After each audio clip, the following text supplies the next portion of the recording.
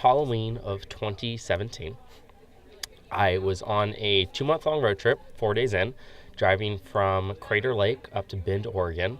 And as I was driving, it was about like dusk. So the sun was setting and it was beautiful. One of my favorite artists just dropped a new album, and I was very much in a zone.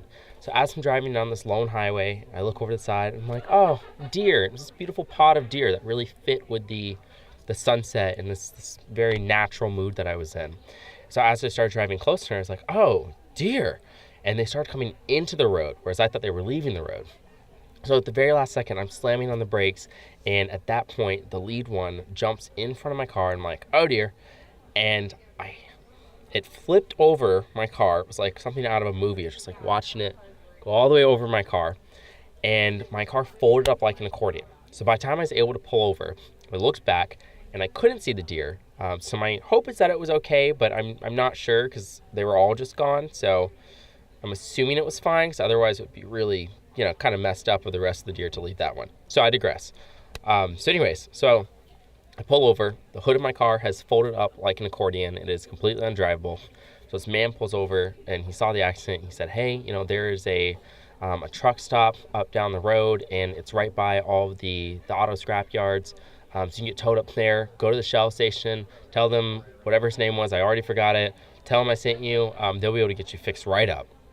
So I said, okay, all right, that sounds sketchy, but good. So AAA, save my car. 30 minutes later, I get towed up to Crescent, Oregon, which is not a town. It's more of a pit stop with a name. So it had 4 buildings, including the motel, the 24-hour Shell station that I got towed to, the diner, and something else that was closed down. So I get towed there. The guy drops me off, puts my car behind the Shell station, and I walk in, and I was like, hey, this happened. So-and-so told me to come here, told me that, you have connections with the scrap yards and can help get my car fixed. And he's like, yeah, for sure. But here's the one you want to call, but they're not open because, it was 6:30 at this point. He's like, but call them anyways after hours, you might be able to help. So I called the salvage yard, and I talked to them. He says, yeah, we'll talk about it in the morning. And I was like, no, you don't understand. Like, I'm stuck here. And he didn't hear that part because he'd already hung up. So that night, I had a car packed with camping gear, and I didn't want to sleep in the motel because I am frugal. And so I decided, I'm like, okay, I might as well stay in my car. So parked behind the Shell station that was, again, 24 hours. I rolled up my sleeping bag in the back of my Toyota Matrix, my little hatchback, and I curled up, and I went to sleep. And I woke up at about 2:30 in the morning, and it is pitch black outside with the sole exception of the full moon. And I'm thinking, something's off. This is weird. And so I look up, and I realize that the 24-hour Shell station, which normally had its lights on, is what made me feel secure enough to sleep there, was actually closed because they closed at some point while I was asleep.